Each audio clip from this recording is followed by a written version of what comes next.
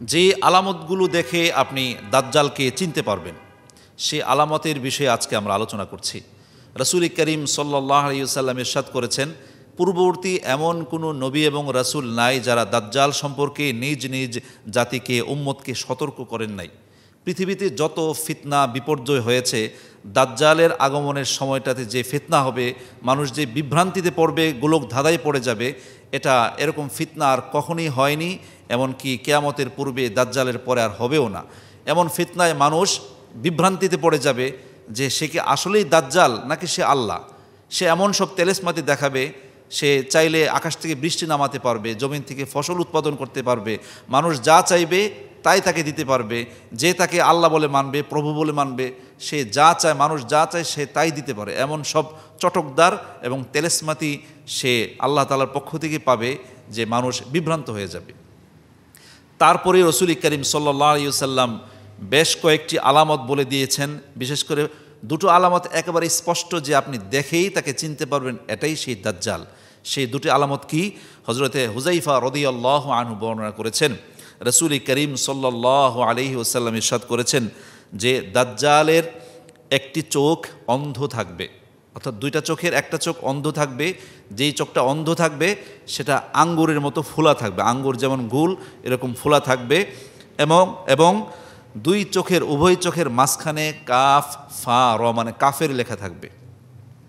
দাজ্জাল চেনার জন্য প্রথম দুটি আলামত হচ্ছে, এক নাম্বার হচ্ছে দাজ্জাল কানা হবে, এক চোখ কানা আরেকটা চোখ ভালো। যে চোখটা অন্ধ থাকবে সেই চোখটা আঙুরের মতো ফোলা থাকবে এবং তার দুই চোখের মাঝখানে যে খালি জায়গা, এখানে ঠিক এই জায়গায় লেখা থাকবে কাফের। এই কাফের লেখা দ্বারাই মানুষ তাকে চিনবে সে আসলেই দাজ্জাল। সে যতই তেলেসমাতি দেখাক, মুমিন এবং মুত্তাকি পরহেজগার যারা, তারা ঠিকই দাজ্জালকে চিনতে পারবে। তার একটা চোখ অন্ধ থাকবে, আরেকটা চোখ ভালো থাকবে এবং তার কপালের মাঝখানে, দুই চোখের মাঝখানে কাফের লেখা থাকবে। আব্দুল্লাহ ইবনে ওমর রাদিয়াল্লাহু আনহু বর্ণনা করেছেন, তিনি বলেন রাসূল সাল্লাল্লাহু আলাইহি ওয়াসাল্লাম বলেছেন যে আমি স্বপ্নে দেখতে পেলাম যে আমি কাবা ঘর তাওয়াফ করছি। হঠাৎ করে দেখতে পেলাম একজন কালো বর্ণ বিশিষ্ট ব্যক্তি, যার চুলগুলো একেবারে সোজা, লম্বা চুল, একদম সোজা চুল, এবং তার চুল দিয়ে পানি ঝরছিল। মনে হচ্ছিল যেন তিনি এখনই গোসল করে এসেছেন। আমি জিজ্ঞাসা করলাম যে এটা কে, অর্থাৎ এই ব্যক্তি কে যার চুল থেকে পানি ঝরে পড়ছে? তখন লোকেরা বলল যে ইনি হচ্ছেন ঈসা আলাইহিস সালাম, এটা স্বপ্ন দেখছেন। এরপর অন্যদিকে তাকিয়ে দেখলাম লাল বর্ণের মোটা একটা লোক, যার চুলগুলো ছিল কুকরানো, লাল বর্ণের মোটা স্বাস্থ্যবান একটা ব্যক্তি, যার চুলগুলো ছিল কুকরানো, চোখ অন্ধ, দেখে মনে হচ্ছিল কোনো ফুলা আঙ্গুরের মতো। আমি জিজ্ঞাসা করলাম এটা কে? তখন লোকেরা বলল এটা হচ্ছে দাজ্জাল। তাহলে দাজ্জালের আরেকটা আলামত হচ্ছে দাজ্জালের চুলগুলো থাকবে কুকরানো, সে থাকবে স্বাস্থ্যবান এবং তার চেহারা থাকবে রক্তিম বর্ণের, মানে লাল বর্ণের। আর ঈসা আলাইহিস সালাম তিনি থাকবেন লম্বা এবং তার যে চুলগুলো থাকবে অনেক লম্বা চুল এবং চুলগুলো কুকরানো থাকবে না। ঈসা আলাইহিস সালামের আলামত হচ্ছে এটা। তারপর আল্লাহ রাসূল সাল্লাল্লাহু আলাইহি ওয়াসাল্লাম আরও বলেছেন যে হুযাইফা রাদিয়াল্লাহু আনহু বর্ণনা করেন যে দাজ্জালের বাম চোখ অন্ধ হবে। চোখ তো দুইটা, দাজ্জালের বাম চোখটা অন্ধ হবে এবং তার মাথায় অনেক চুল থাকবে, চুলগুলো থাকবে কুকরানো চুল। এমনকি তার সাথে জান্নাত জাহান্নাম, কৃত্রিম আর্টিফিশিয়াল জান্নাত জাহান্নাম থাকবে, যা দেখতে সত্যি জান্নাতের মতো, জাহান্নামের মতো। এবং হুঁশিয়ার তার জান্নাত হবে আর যার জাহান্নাম, অর্থাৎ হুঁশিয়ার তার জাহান্নাম জান্নাত হবে আর তার জান্নাত জাহান্নাম হবে। মানে হচ্ছে সে যেটা দেখাবে জান্নাত, প্রকৃতপক্ষে সেটা হচ্ছে জাহান্নাম। সে যেটা দেখাবে জাহান্নাম সেটা জান্নাত। অর্থাৎ তার এক হাতে আগুন থাকবে আর এক হাতে জান্নাতের নাজ নিয়ামত থাকবে। যেটা দেখাবে আগুন, প্রকৃতপক্ষে সেটা হচ্ছে বেহেশতের মতো, আর যেটা দেখবে বেহেশতের মতো সেটা হচ্ছে প্রকৃতপক্ষে আগুন। অর্থাৎ এমন ভেলকিবাজি সে দেখাবে যে সাধারণ মানুষ, মূর্খ মানুষ অথবা দাজ্জাল সম্পর্কে জানে না এমন প্রত্যেক অজ্ঞ মানুষ তার ফিতনায় পড়ে যাবে। এমনকি মানুষ তাকে আল্লাহ ডাকা শুরু করবে যে এটা আল্লাহ। আকাশ থেকে বৃষ্টি বর্ষণ করা তো আল্লাহর কাজ, জমিন থেকে ফসল উৎপাদন করা তো আল্লাহর কাজ, এমনকি গাভী যেই বাছুর জন্ম দেয় অথবা দুগ্ধ দেয় এটা তো আল্লাহর কাজ। এমন সব তেলেসমাতি সে কাজ কারবার করবে যে দুর্বল মুমিন যারা, মুনাফিক যারা, কাফের যারা, ইহুদি এবং নাসারা যারা, সবাই তার প্রতি বিশ্বাস স্থাপন করবে, অল্প সংখ্যক মুমিন ছাড়া। যাদেরকে আল্লাহ তাআলা হেফাজত করবেন তারা বেঁচে যাবে। আর যারা ঈসা আলাইহিস সালামের সাথে দাজ্জালের বিরুদ্ধে লড়াই করবে তারা নিঃসন্দেহে জান্নাতি হবে। আবু হুরায়রা রাদিয়াল্লাহু আনহু বর্ণনা করেছেন, তিনি বলেন যে রাসূলুল্লাহ সাল্লাল্লাহু আলাইহি ওয়াসাল্লাম বলেছেন, আমি কি তোমাদেরকে দাজ্জাল প্রসঙ্গে এমন কথা বলবো না যা ইতিপূর্বে কোনো নবী তার উম্মতদেরকে বলেন নাই। অর্থাৎ পূর্ববর্তী সকল নবী রাসূল তার উম্মতদেরকে দাজ্জাল সম্পর্কে সতর্ক করেছেন, কিন্তু আমি যে বিষয়ে তোমাদেরকে বলছি, যে তথ্য দিচ্ছি, ইতিপূর্বে কোনো নবী রাসূল সেই তথ্য দেন নাই। সেটা হচ্ছে দাজ্জাল অন্ধ হবে। দাজ্জাল যে অন্ধ হবে এটা অন্য নবী রাসূলরা বলেন নাই। বলেছেন যে দাজ্জাল আসবে, ফিতনা হবে, কিন্তু আমি বলছি যে দাজ্জাল অন্ধ হবে, তার বাম চোখটা কানা হবে এবং সে জান্নাত জাহান্নাম নিয়ে আসবে। যে তার জান্নাত হবে জাহান্নাম আর জাহান্নাম হবে জান্নাত। অর্থাৎ প্রকৃতপক্ষে আল্লাহ তাআলা যেই জান্নাত তৈরি করেছেন ওই জান্নাত না, সে এমনভাবে ভেলকিবাজি দেখাবে, তার এক হাতে জান্নাত থাকবে আর এক হাতে জাহান্নাম থাকবে। মূলত যেটা জান্নাত এটা মূলত আগুন, যেটা সে জায়গায় দেখাবে জাহান্নাম সেটাই মূলত সুখ, মানুষকে বিভ্রান্তির মধ্যে ফেলে দিবে। হুযায়ফা রাদিয়াল্লাহু আনহু বর্ণনা করেছেন, রাসূল সাল্লাল্লাহু আলাইহি ওয়াসাল্লাম বলেছেন যে দাজ্জাল সম্পর্কে তিনি বলেন যে তার সাথে পানি থাকবে, আগুন থাকবে। মূলত তার আগুন হবে ঠান্ডা আর পানি হবে আগুন, উল্টা। ঠিক মানুষ যেটা দেখে তার ঠিক বিপরীতটা হবে। হুঁশিয়ার নিজেকে ধ্বংসের দিকে নিক্ষেপ করবে না। অর্থাৎ হুঁশিয়ার, সাবধান, নিজেকে ধ্বংসের দিকে নিক্ষেপ করবে না। তার মানে দাজ্জাল যতই ভেলকিবাজি দেখাক, তার ভেলকিতে মুগ্ধ হয়ে তার কাছে যাবে না এবং তার কাছ থেকে সুবিধা নিতে অথবা দেখি না কি হয় এরকম কখনোই করবে না, তার কাছেও যাবে না।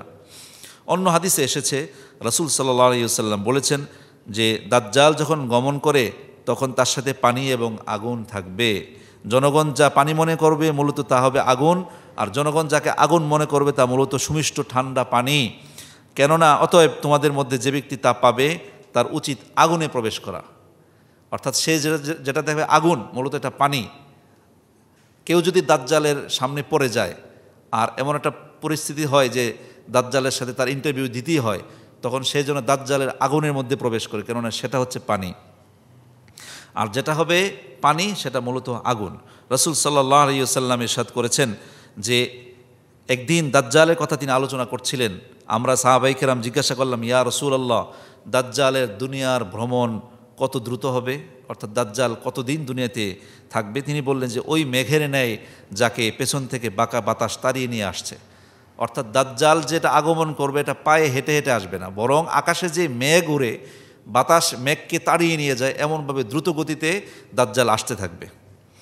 সে এক অঞ্চলে এসে এলাকাবাসীকে তার প্রতি ঈমান গ্রহণের জন্য দাওয়াত দিবে, তারা তার প্রতি ঈমান আনবে, কথা শুনবে। তখন সে আকাশকে নির্দেশ দিবে, তখন বৃষ্টি বর্ষণ হবে। মাটিকে আদেশ করবে, তখন মাটি থেকে ফল ফসল উৎপাদন শুরু হবে। সন্ধ্যার সময় জনগণ তাদের চতুষ্পদ জন্তু নিয়ে মাঠ থেকে প্রত্যাবর্তন করবে। প্রাণীদের চুটি পূর্বের চেয়ে উঁচু মনে হবে, স্তন দুধে পরিপূর্ণ হয়ে যাবে, রান মোটা হয়ে যাবে। এমনকি অর্থাৎ প্রত্যেক ব্যক্তি যা চায় সে তাই পাবে। যারা দাজ্জালের প্রতি ঈমান আনবে, দাজ্জাল প্রত্যেককেই তার চাহিদা অনুযায়ী দিয়ে দিবে। তারপরে এরপর সে অন্য অঞ্চলে যাবে, তাদেরকেও তার প্রতি ঈমানের দাওয়াত দিবে, কিন্তু তারা দাজ্জালের দাওয়াত গ্রহণ করবে না, ঈমান আনবে না। তখন দাজ্জাল সেখান থেকে অন্যত্র চলে যাবে, তারা তাদের উপর দুর্ভিক্ষ দেখা দিবে। অর্থাৎ দাজ্জালের প্রতি ঈমান না আনার কারণে দুর্ভিক্ষ দেখা দিবে। তারপরে তাদের নিকট থেকে তাদের সম্পদ কিছুই থাকবে না। দাজ্জাল কোনো মরুভূমিতে চলে যাবে, জমিনকে এমনভাবে নির্দেশ দিবে যে তুমি তোমার ভাণ্ডারগুলো খুলে দাও। তখন জমিন এমনভাবে তার ভাণ্ডারগুলো খুলে দিবে যেমন মাছিরা বড় মাছির নিকট জমাট বাঁধা হয়ে থাকে। অর্থাৎ মৌমাছির চাকের মধ্যে মৌমাছি যেমনভাবে একত্রিত হয়ে যায়, অনুরূপভাবে মাটির নিচে যত মরুভূমিতে যে সমস্ত খনিজ পদার্থ আছে সকল সম্পদ দাজ্জালের হুকুমে বেরিয়ে আসবে। আচ্ছা চিন্তা করেন, এমন একটা পরিস্থিতিতে আপনি ঈমান কিভাবে ধরে রাখবেন? যখন দেশে দুর্ভিক্ষ দেখা দিবে, টাকা নাই, পয়সা নাই, ফসল নাই, ফল নাই, খাবার নেই, কিছুই নেই, এমন সময় দাজ্জালের হুকুমে যখন মাটির নিচ থেকে বেরিয়ে আসবে সকল সম্পদ, তখন আপনি তাকে নির্দ্বিধায় অথবা অনিচ্ছাকৃতভাবে তাকে আল্লাহ বলে স্বীকারোক্তি করতে বাধ্য হবেন। এজন্য রাসূল সাল্লাল্লাহু আলাইহি ওয়াসাল্লাম বলেছেন যে অতীতের সকল ফিতনার চেয়ে দাজ্জালের মতো ফিতনা আর কখনোই হবে না। আজকের আলোচনা আমরা জানলাম যে দাজ্জাল অবশ্যই আসবে এবং তার দৈহিক অবয়ব হবে, তার একটা চোখ অন্ধ, বাম চোখটা অন্ধ এবং আঙুরের মতো ফুলা থাকবে, স্বাস্থ্যবান হবে, তার চেহারাটা আরেকটা একেবারে মাথার চুলগুলো কুকরানো থাকবে, স্বাস্থ্যটা মোটা থাকবে, রক্তিম বর্ণের থাকবে। সর্বশেষ ঈসা আলাইহিস সালামের হাতে দাজ্জাল নিহত হবে। আজ এ পর্যন্তই। আসসালামু আলাইকুম ওয়া রাহমাতুল্লাহ।